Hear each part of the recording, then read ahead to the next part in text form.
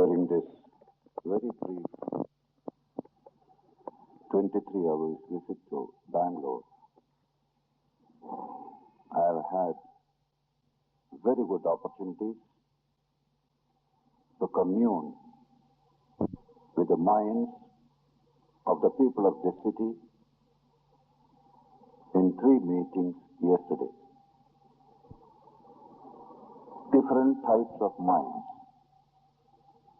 Institute of Mental Health, the Parliament in Mandeshwaram,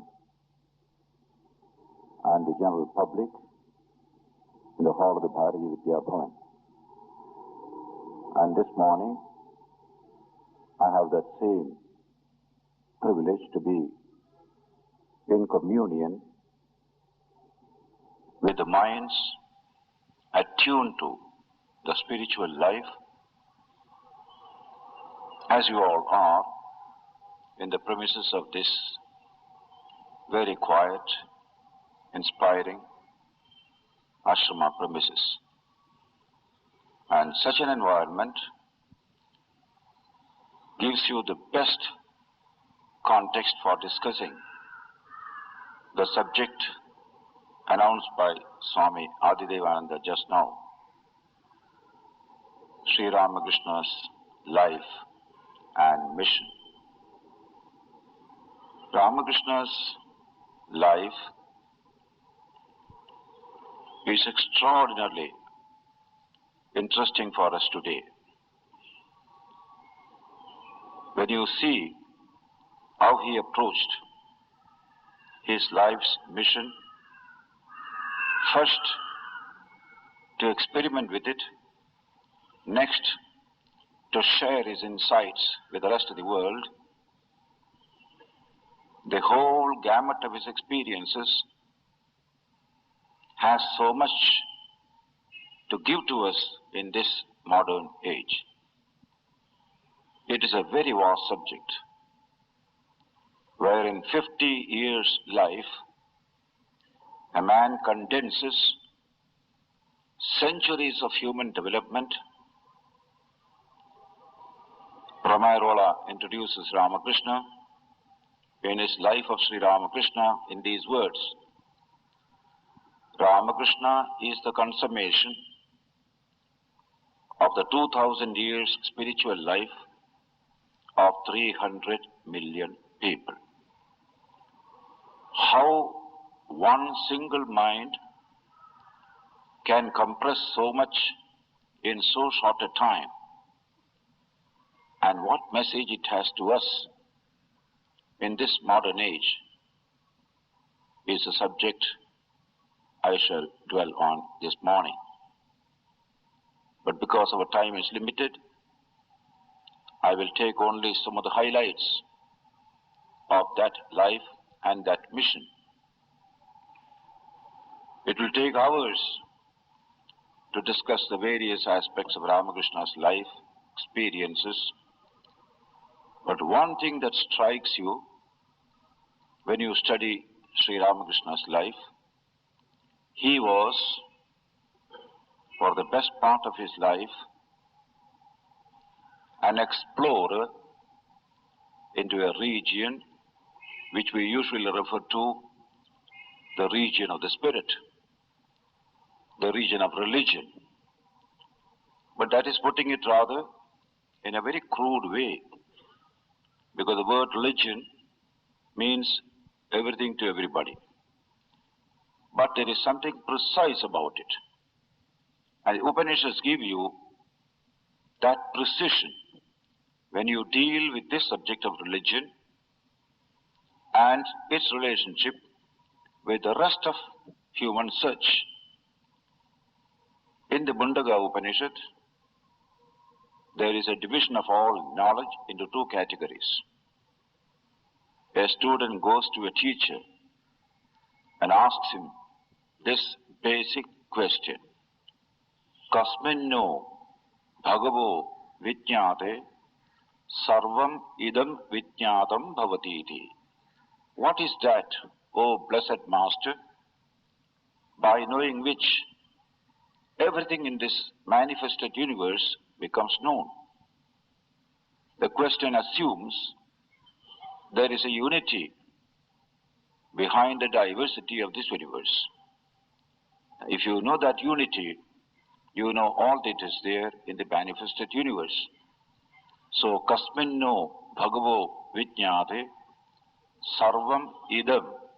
Idam is a technical term. It covers the entire gamut of manifestation, the manifested universe. There is a seed and there is a tree. The seed transforms itself into the tree and the tap root and other roots. The root is invisible, the tree is visible.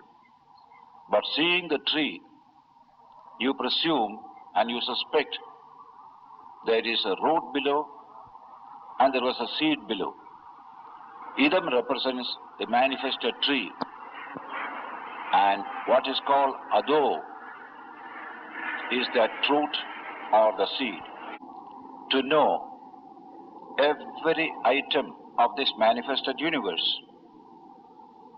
But the human mind has understood that if you can go to the root of things, you can understand whatever is there within that region of manifestation.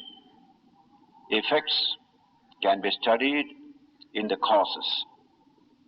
The causes are much more compact. The effect is much more diverse.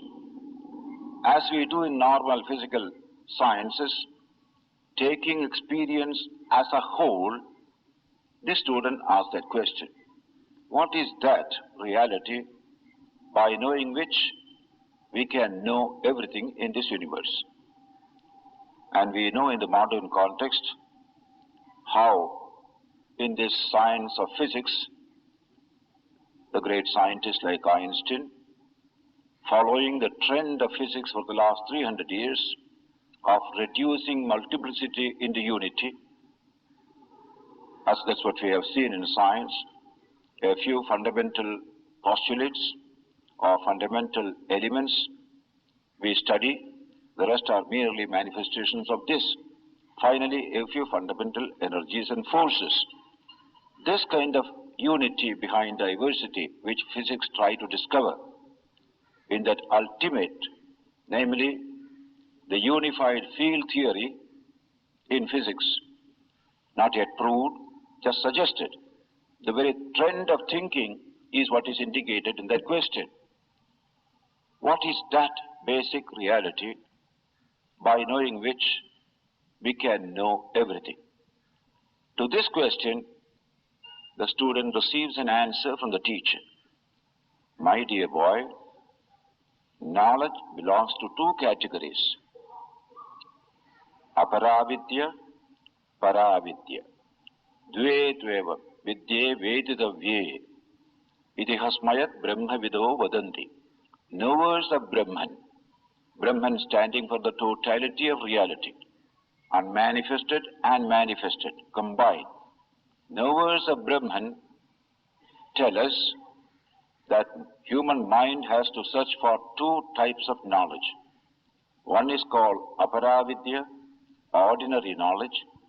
The other is called paravidya, extraordinary knowledge or higher knowledge. Then what is aparavidya? He details, and in that detail you can find the contemporary concept of positivistic knowledge. Whatever knowledge can be gained through sense data, processing of sense data, all that is called aparavidya. Knowledge of changeable, perishable aspects of reality, which just come and go like waves. All that is aparavidya.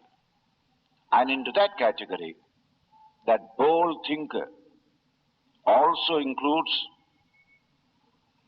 knowledge of scripture, including the Vedas, what we call the second-hand knowledge contained in books, even the holiest of books. It is all aparavidya. Only because the Indian thinkers had a scientific mind, not attached to their own particular religion, particular tradition, they could do so, because they wanted truth and not a national dogma. So to consider even the Vedas as secondary knowledge, not primary, because it is second-hand knowledge. That idea is repeated by Sri Ramakrishna today when he tells us, see that tradition, that the Vedas, the Bible and the Quran do not contain God, said Sri Ramakrishna. They contain only information about God. And so he took an example. The Hindu Panchanga almanac often contains forecast of the rainfall of the year. This year there will be 30 inches rainfall, 60 inches rainfall. Saying this, Ramakrishna added, but if you squeeze the almanac, you won't get a drop of water. By squeezing the Vedas, you won't get God. But squeeze your experience, you will get Him. He is embedded in experience itself. Now that is the mind, a seeking mind, until it touches the rock bottom of reality. It always suspects. Agnostic mind, questioning mind, and that is highly commended in the Vedantic tradition. Our search is not for a pleasing dogma, but a truth which can enlighten man, which can fulfill him. So if that is aparavidya, all the positivistic sciences, economics, politics, sacred books, all that is aparavidya. They deal with the perishable aspects of things. Then the student suspected what is left over to be included in aparavidya. Even the Vedas are put to be aparavidya. Then the teacher says there is much left over. You have touched only the fringe of reality. And so he defines paravidya in a very brief, concise utterance.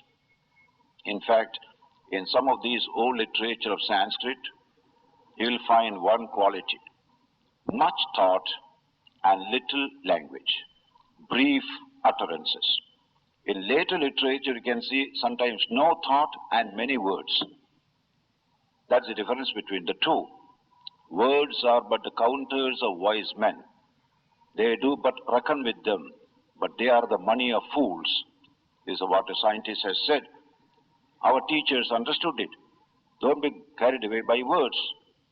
What we want is to know what the words contain.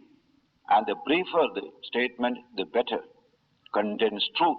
So here you find the definition. Atha para yaya tadaksharam athigamyate. That is paravidya, by which that imperishable reality is realized. These are the perishable manifestations of something imperishable. That must be realized. That is paravidya.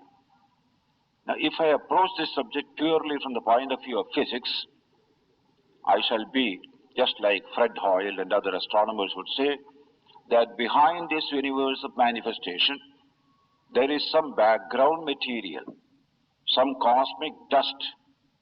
You must understand that. The whole thing is speculative. You can never understand that. Speculatively, you can say there is some unit cosmic dust there. But as slowly you are seeing the trend in modern thought itself, that was the trend that developed in the Upanishads.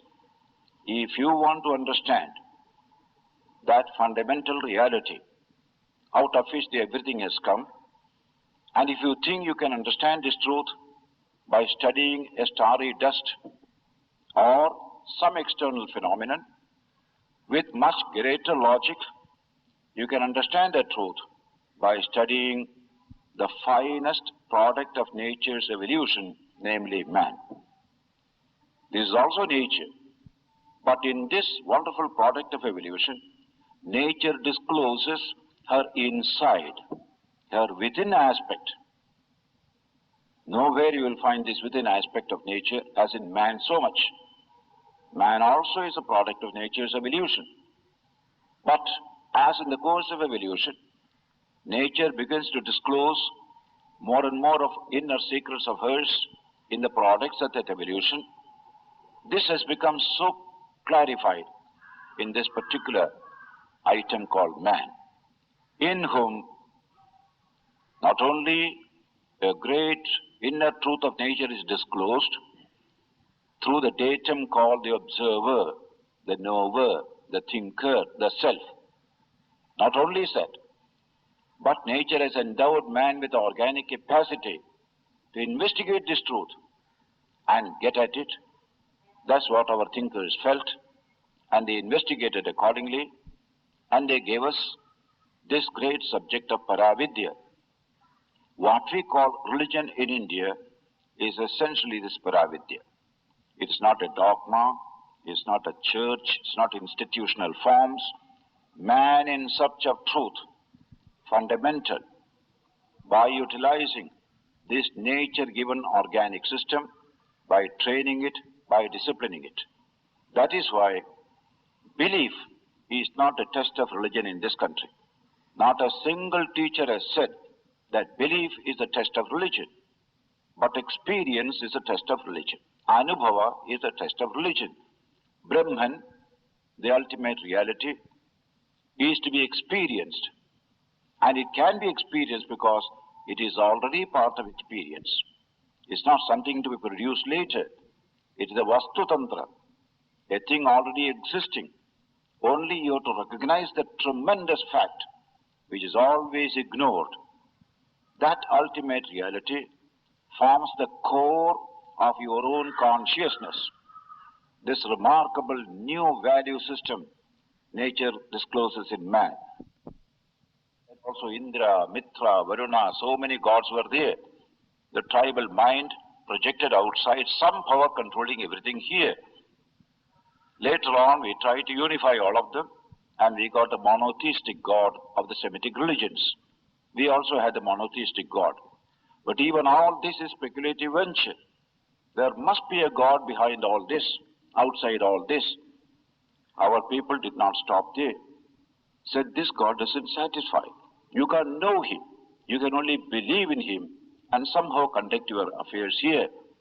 They dethroned that God, or rather, they try to understand that God through a God which is really given in experience itself. Yat sakshat, aparokshat, brahma, ya atma sarvantaraha, tam me vyachaksha. A student goes to a teacher in the Brihadaranyaka Upanishad, and he says, I am fed up with all these gods and deities here and there. I can't understand them, I can't realize them.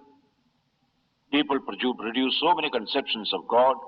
I don't want a conceived God. I want God himself. So, that God, if at all he exists, which is given in direct experience as the very self of man, the inner self of man, if there is such a thing, tell it to me. And so the Shvetasvara Upanishad, one of the fine Upanishads, Shvetashvatara, says, Yad atma tattvena hi brahma tattvam deepopameneha yukta prabhashyed ajam nityam sarvatatvai prasittam jnatva devam muchyate sarvapashaihi. Man becomes completely free from all bonds when he realizes that supreme reality of the Atman through the reality of the self which is present in his own daily experience. Through the Atma Tattva here, you realize Brahma Tattva there. That is the nature of all experiential religion, and not simply believing religion. That is the central emphasis in all the Vedantic tradition. A guru doesn't ask a student, or a student doesn't ask the guru, do you believe in God? Do you want an experience of God? Have you experienced God? That's language. Shankara puts it in his Sutra Bhashya. Anubhava avasanam, Brahma Vijnanam. Brahma Vijnanam finds its consummation not in knowing Brahman, but in realizing Brahman. The experience of Brahman. An item in the world I can know. I can never become one with it. I don't become one with a physical object when I study it in physics or chemistry. But in all inner experience, all knowing tend to be being. The more you know, the more you are. So when I know the mind, I am the mind. When I know what is behind the mind, I am that thing. It is this that makes for experience, realization. So Paravidya represents that pioneering efforts on the part of the great sages of the Upanishads to turn our attention from the observed universe to the observer himself, a most profound datum in all experience. That is Paravidya, where they discovered the one behind the many, the unchanging behind the changing, and they proclaimed this truth not as a matter for mere belief, but for your testing and verification. And they repeatedly tell us, I don't want you to believe. Take it as a datum. Try to find out the truth for yourself. So here is in man two dimensions as expressed in many passages in our books, especially in Mahabharata. Amrtaschaiva mrityuscha dvayam dehe pratishthitam mrityurapadyate mohat satyena apadyate amrutam. Both death and immortality are present within this human organism.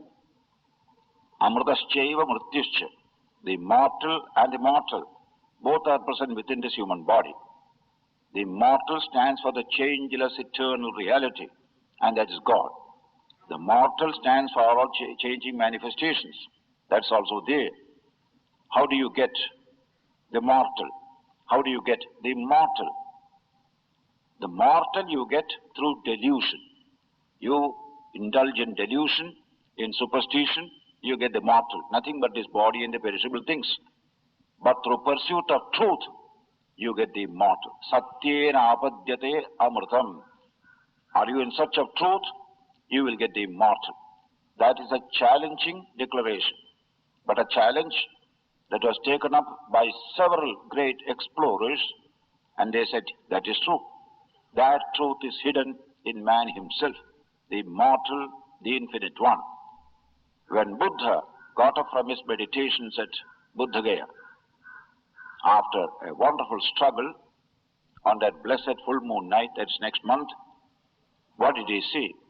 The first utterance that came from his mouth, he got up, the immortal has been gained by me. I am no more in touch with the mortal, but with the immortal.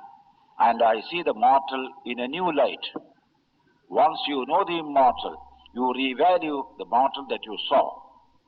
This is nothing but an expression of the same immortal in particular molds of time and space, particular molds of sense datum. That's the difference between the two. So here is a defined expression of man's search for knowledge, that this search must lead to that search. Search for the aparavidya, the changeable, will inevitably lead to search for the paravidya. What Einstein said, in science we deal with the relative, but our search is for the absolute.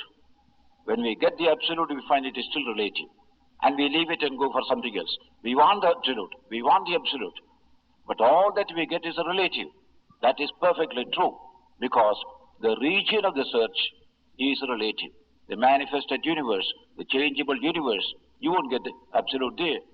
But when you search for it in consciousness, in chit, the chitta and chit, then you get the possibility, provided you have the penetration, to come to that immortal behind the mortal, the infinite and the absolute behind all these finite manifestations.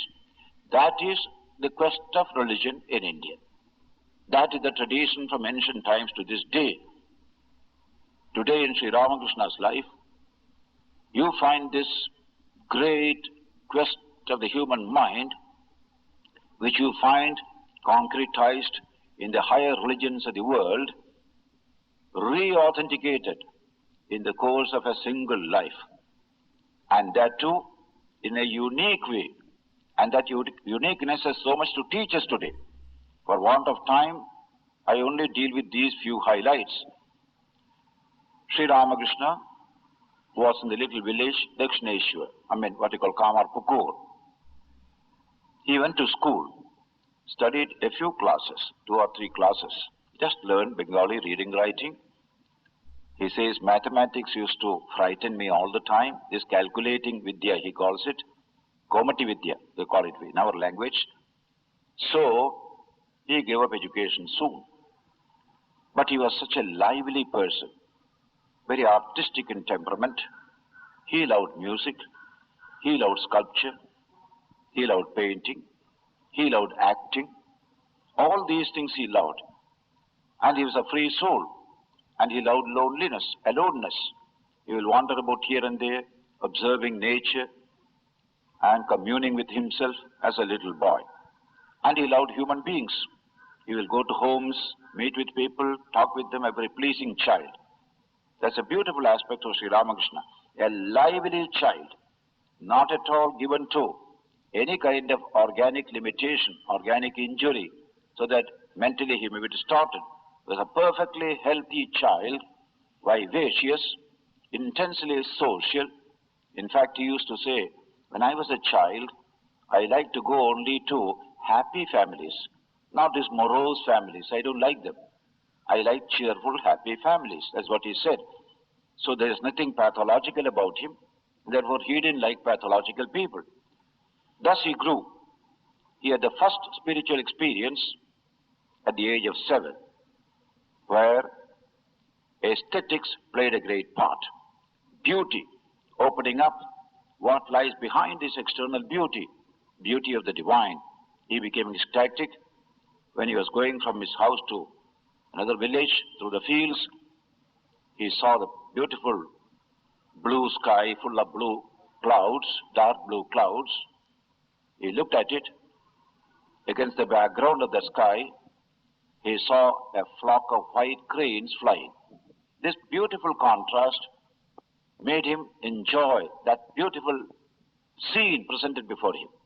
And immediately his mind sped away from this world of manifestation and became deeply absorbed in itself. And in that state, he fell down. His little wicker basket containing his little muri, ganjampuri as we say here, got scattered. Later on, people saw him in that condition, lifted him. Now, Romain Rolland describes this particular incident. This is called ecstasy, the mind going beyond this relative experience into some deep inner realm. Saying this, Romain Rolland says, later on, Ramakrishna was to spend most of his time in such states. The normal state was very little, a punctuation of the same state all the time. But this was the beginning. Then other experiences came as a boy. But he did not get education. He didn't find any interest in this education. Come 18 years old, brother goes to Calcutta in search of a job to maintain the family. Father is dead, hardship in the village. Ramakrishna goes to Calcutta, helping his brother in doing little odd jobs. One day his brother turns to him, Gadadhar, that was his boyhood name. Gadadhar, you must go to school. You must get education. Otherwise, how can you conduct your life? He pressed his brother very much. When it became too much, the brother gave a very remarkable reply. Brother, what shall I do with this mere bread-winning education? The Bengali language is simple. Chal kola bandhana vidya. A knowledge by which you can get a good salary, enjoy a comfortable life, that's all.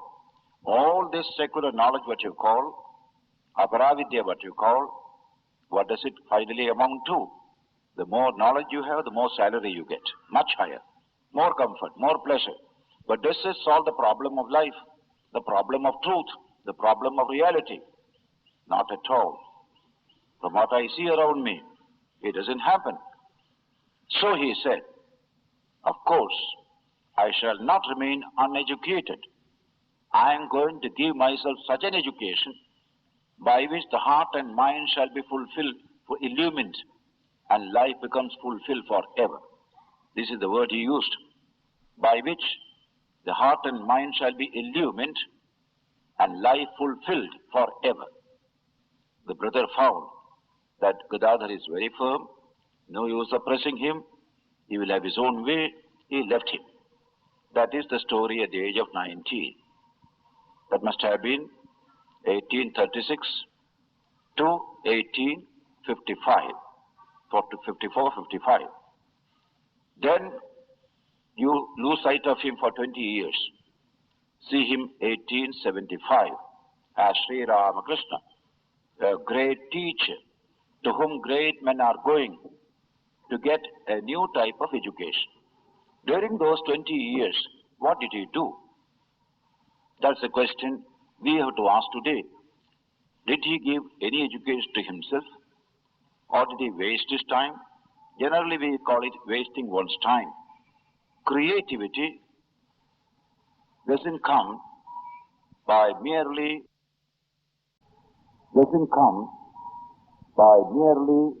running about here and there, getting into crowds, chattering all the time. We destroy creativity. Learning second-hand knowledge also destroys creativity. We are at the highest point of that uncreativeness in modern civilization. Ramakrishna's life and example has a great lesson for us today. I was sitting in a home in Washington 5 years ago. I found a book on the table. I found it very interesting because such books interest me. The American Handbook of Psychiatry. I immediately took it. Past the pages, written by half a dozen well-known writers. Towards the end of the book, there is one section, creativity and how to foster it. And the authors say, American education destroys creativity in children. It makes them very efficient, makes them inventive. They can make machines, they can handle machines, but creativity is dying away. And that is perfectly true. Great Americans shining in the field of pure scientific discoveries are very, very limited. Most of the great pure scientists of America are foreigners, are Germans or others. Americans are good in applied science. They are saying there, why? Something we are missing. And so, number of prescriptions given there. Creativity and how to foster it. One, the American children must give less and less time to work, more and more time to think. Always working, that cannot bring about creativity. Secondly, this crowd must become less and less. The love of the crowd. You must be alone for long periods. That is necessary to foster creativity.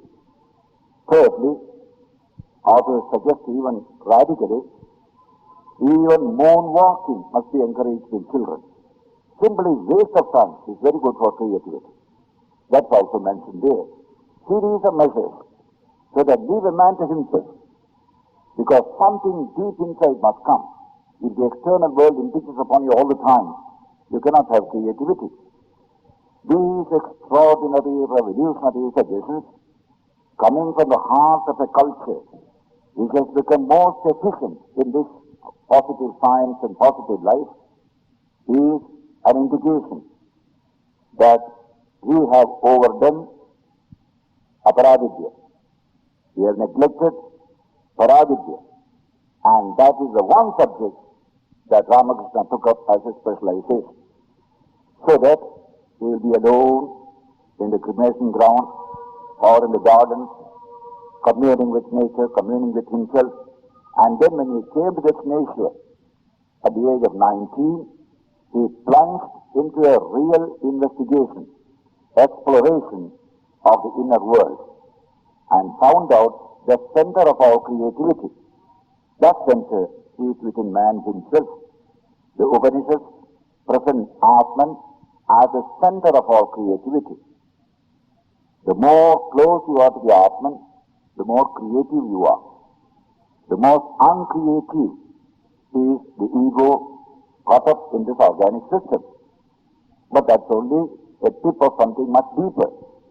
In Sri Ramakrishna you find, therefore, during those 20 intervening years, a tremendous exploration into that inner world from diverse angles, and finally what you find is a wonderful personality, so sweet, so human, so milk of human compassion, and so lover of the humankind. Ramakrishna became a great lover of man. He saw in man a profound dimension because he discovered it in himself, and he wanted to take man in that direction. This kind of change coming over him, during the exploration, he passed through many phases, even bordering on madness. In fact, when we study this subject, we realize one thing: what you call the serious mental ailment called schizophrenia. It is a necessary experience in achieving the highest of creativity. When you have a divided mind, the mind handling the external world, as the ego and its instrument of the mind, handling the external world, eating, drinking, pleasure, comfort, power, and everything else, and even the knowledge seeking there. Finally, a break comes. If that break is truly creative, it must lead you on to that higher thing. But a break is necessary. Break with that ego that adjusts, as one British psychiatrist has said, a false self getting adjusted to a false world is this ego. That's what all we know in the worldly life. But sometime or the other, we break this connection, and that no man's land, you are completely lost for some time. So Ramakrishna is said to be mad because he doesn't behave like ordinary people. So that's called madness for us. So everybody told in the temple, in the village, everywhere, Sri Ramakrishna has gone mad. He was known there as a mad priest, the mad Brahmin. That was the name given to him. When his first guru came to him, Bhairavi Brahmani, first he realized the truth himself, but he was not sure whether it is truth, because it has not been related to the tradition of truth seeking. There is a tradition in this kind of truth seeking. At that time, a first guru comes who could take him through the really approved path, that is Bhairavi Brahmani. That's another uniqueness is Sri Ramakrishna. The guru of a great spiritual teacher in the modern age, the first guru was a woman, Bhairavi Brahmani.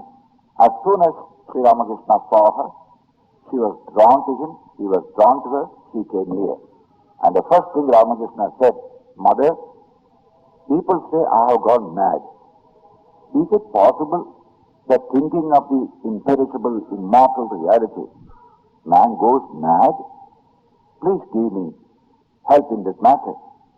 And that wonderful lady says, looking at this young man, "Yes, my child, you are mad. And when I look around, I find everybody is mad. Mad after wealth, mad after power, mad after pleasure. But your madness is the best madness. It is a creative madness. Out of this madness will come whatever sanity will be there in this world. This is a profound madness." That was the reaction of that great lady. And then what happened?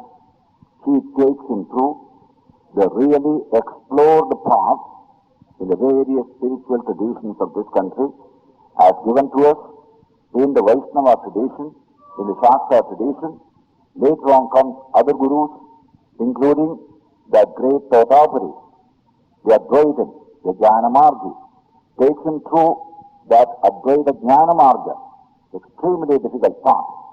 All these are very interestingly described in the life of Sri Ramakrishna, and also that great book out of which every other life has come, Ramakrishna, the Great Master, by Swami Siddheswarananda. Never in the history of religion has there been a real study, objective, with facts and data, of how a man attained God. We see a man as a teacher, fully developed as a divine teacher. But the methods he followed, the difficulties he encountered, the instructions he got, these things you will find for the first time in detail only in Sri Ramakrishna's life.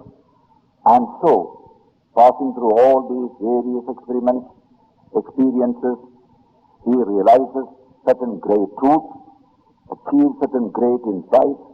Himself as a personality becomes a remarkable change. During those 20 years, he didn't like human company. He wanted to be alone all the time. As soon as the experiments were over, he had touched the very depth of reality. A new love comes in him. He wants to commune with a human being. I want to talk to them. I want to commune with them. And so at that period, whenever a little ecstasy came to him, some samadhi came to him, he prays to the Divine Mother, Mother, don't give samadhi to me. Give it to those who want. Let me commune with men. I want to commune with this human body. Because I know in them there is something remarkable. They don't know it, but it is there. And I see it. That is the second Ramakrishna. Intensely human. Romero refers to this also. See, a man undergoes a change as a sadhaka. At the end of it, a new change comes upon him. Completely different. Intensely human. Full of smile, full of laughter, full of compassion. That is the Ramakrishna that became the great spiritual teacher of Paravidya. And that Ramakrishna had an attraction to attract every type of people. And when I say every type of people, literally true. Those who came to Ramakrishna belonged to every type of mind and mood. Usually pious people go to a great teacher. Believers go to a teacher. In the case of Ramakrishna, the pious, the impious, the agnostics, the skeptics, all sorts of people went to Ramakrishna. And he welcomed all of them.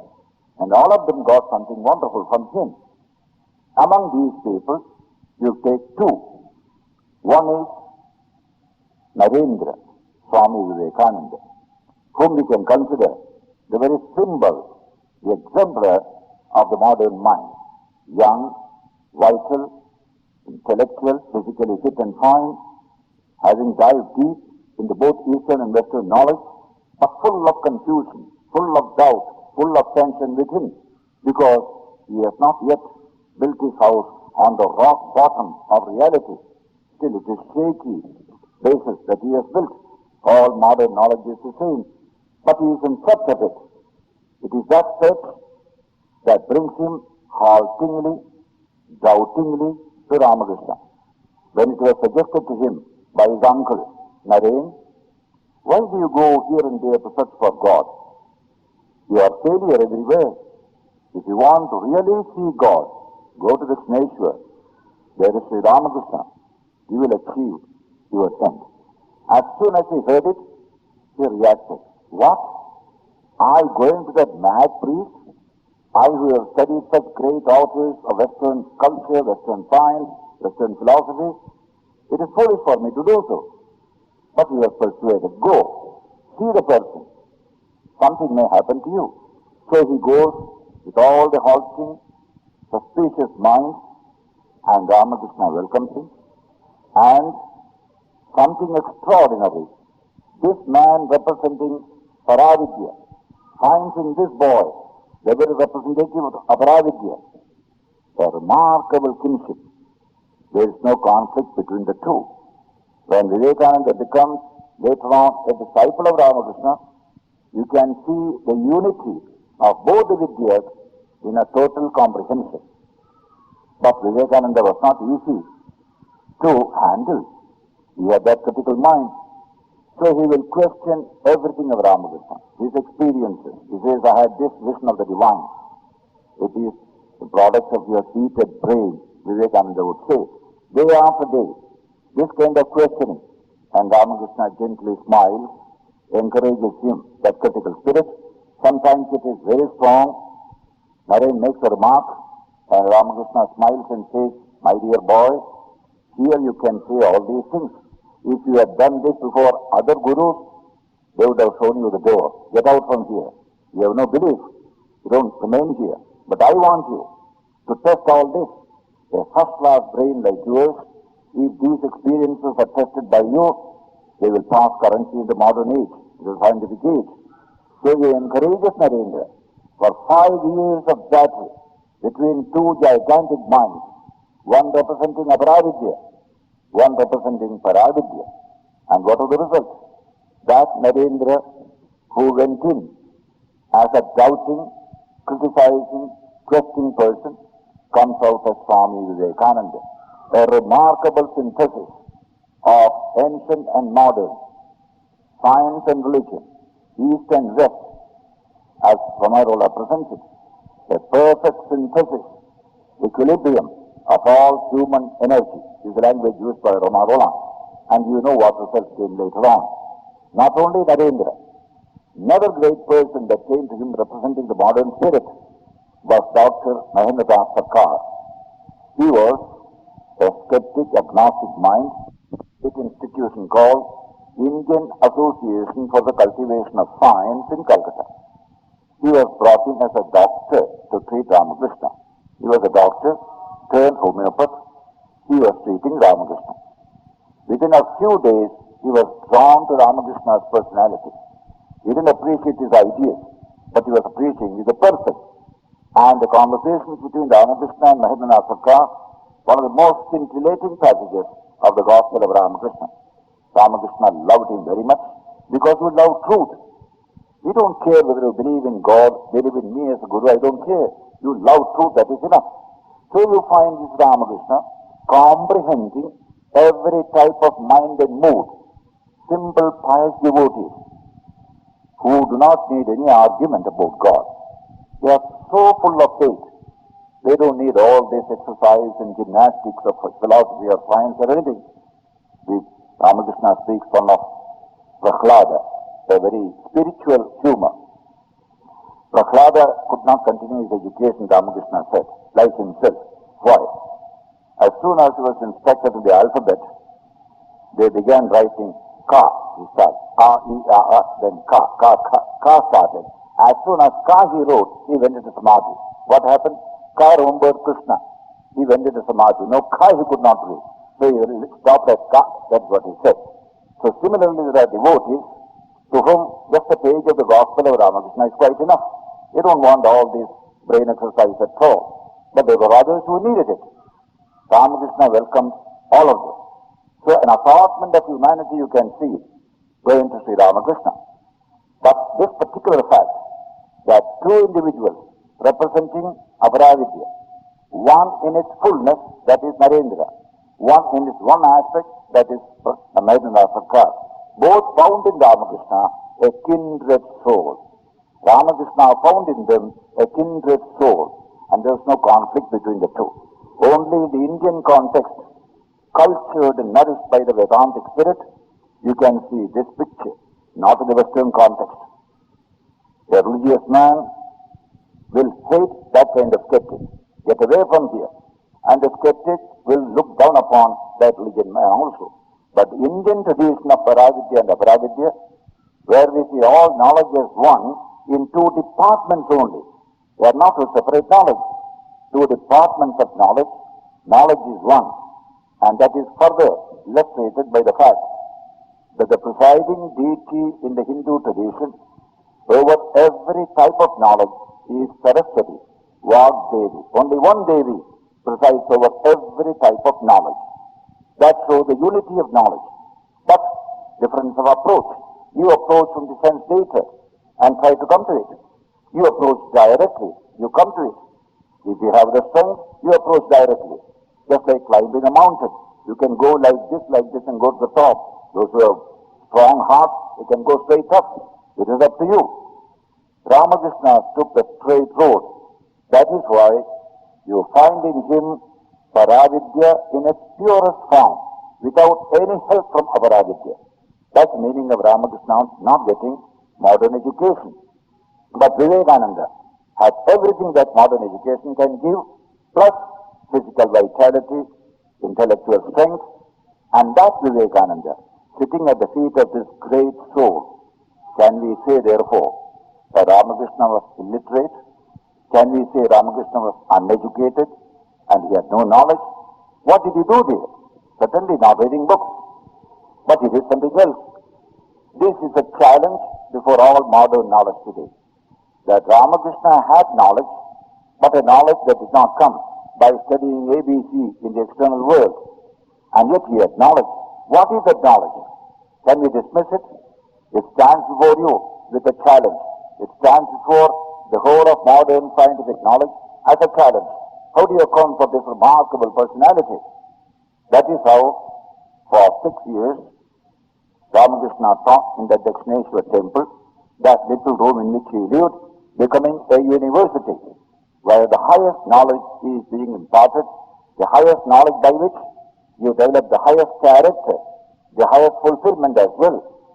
That is the product which you call Vivekananda. Ramakrishna and Vivekananda are presented by Romarola in 2 more statements.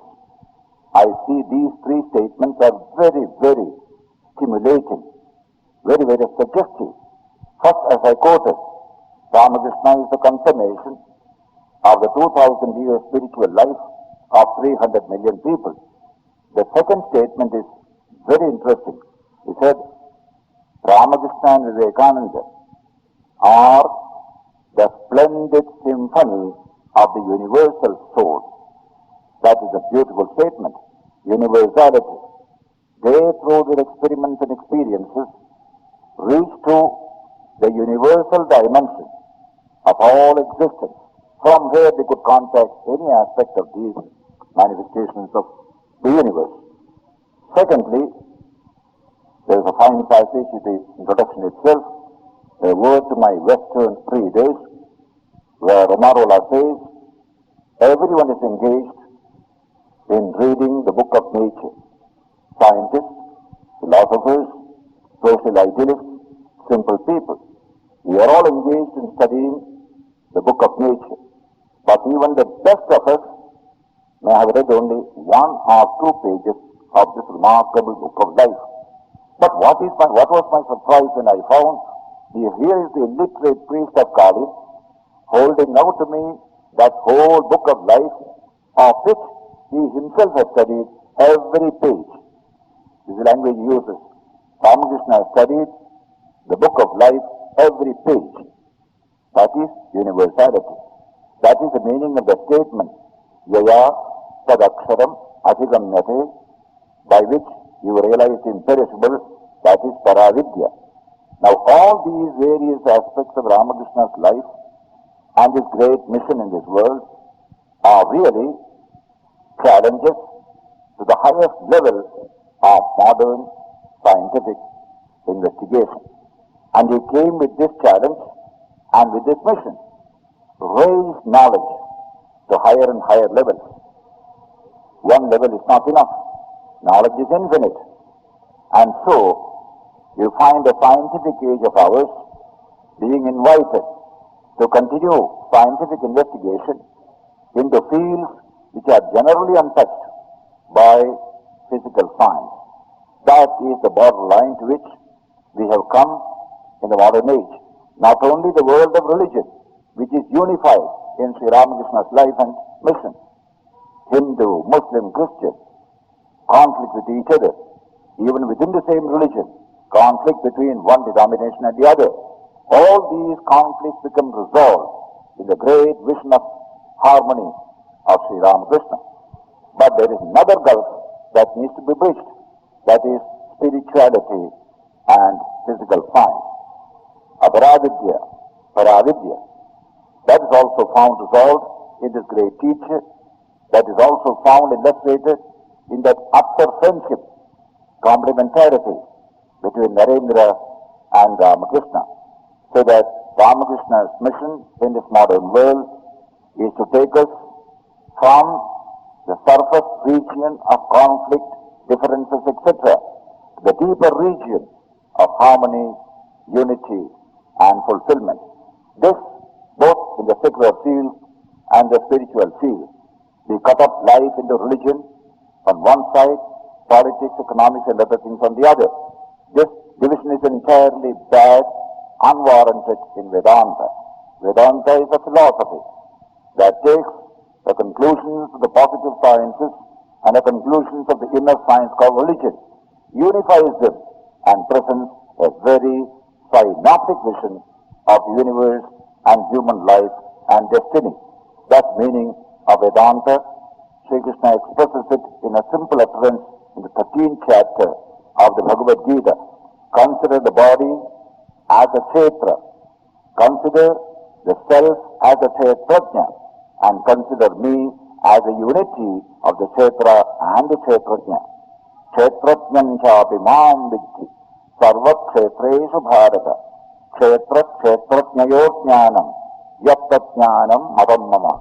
Consider the body as a field of the kshetra. Consider the self as a kshetrajna. Consider me as the one kshetrajna in all the kshetras, one self in all the bodies in the world. And that knowledge which unifies knowledge of the kshetra and knowledge of the kshetrajna, that is true knowledge. That is real knowledge. That is called jnanam in the true sense of the term. Now, in this background, you can really see the shining personality and mission of Sri Ramakrishna.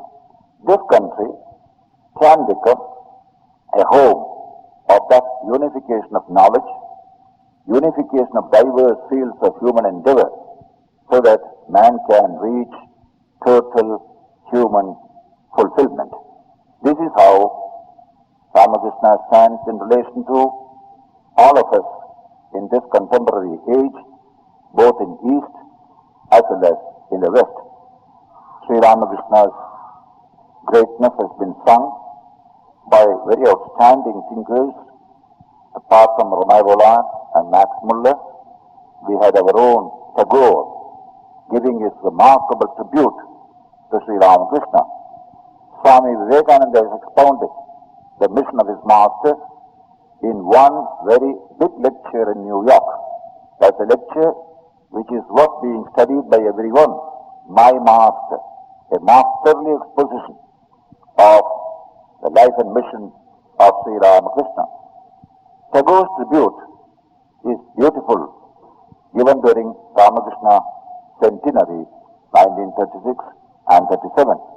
I conclude my speech today by sharing with you that tribute in Bengali first, later in English translation. Bahu sadhaker bahu sadhanar dhara jnana tomar milita hoye chitara tomar jeevana rasi mer lilapathe nutan tirtha roop nilo e jagate desha videsher pranam anilotani shethai amai pranadidilang yani. The worships and meditations of millions of people all over the world have flown and mingled in your worship and your meditation. Just like rivers flowing into the sea, all the worships of men find their consummation in this great Ramakrishna. Then he says, in the blessed experience of your life, infinite, immortal, the world finds a new shrine of unity, a new pilgrim center of unity. That is Ramakrishna's personality. Tamar jeevana rasi mer lilapathe. Your life is illimitable. Nobody can put a limit. Thus far is Ramakrishna, nothing more. You can create a sect out of him or a religion out of him, impossible. Because when you put a religion about him, he goes beyond it as well, beyond it as well. That's why Asimer Leelapathe. Your Leelapathe is Asima. Sima means limit, Asima limitless.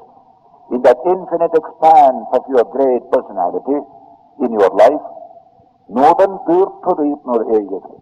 It has condensed itself in a new place of pilgrimage, Tirtha. And that Tirtha has a great quality. It attracts everyone, the theist, the atheist, the believer, the non-believer, everyone. Desha Videshe Pranam Anilotani. It draws the salutations of men and women in all parts of the world, to which Shethai Amai Pranadidilang Yani, to which I add my own humble salutation. That is the poet's tribute to this extraordinary personality our country produced in the modern age. He came at the right time when modern knowledge is at the crossroads. Shall we end up here with a materialistic attitude, seeing only the surface of things, or shall we go deeper? If the surface, we stop at the surface, temporarily it may be good. Eventually it can destroy the human spirit, distort the human situation and make man unfulfilled individually and collectively. But if you penetrate deeper, come to the rock bottom of experience, discover God in experience itself, then there will be happy, cheerful life for all humanity. That is why at this time came two extraordinary personalities. Unlike any ordinary religious teacher, there is something to go, finished and final, take it and go.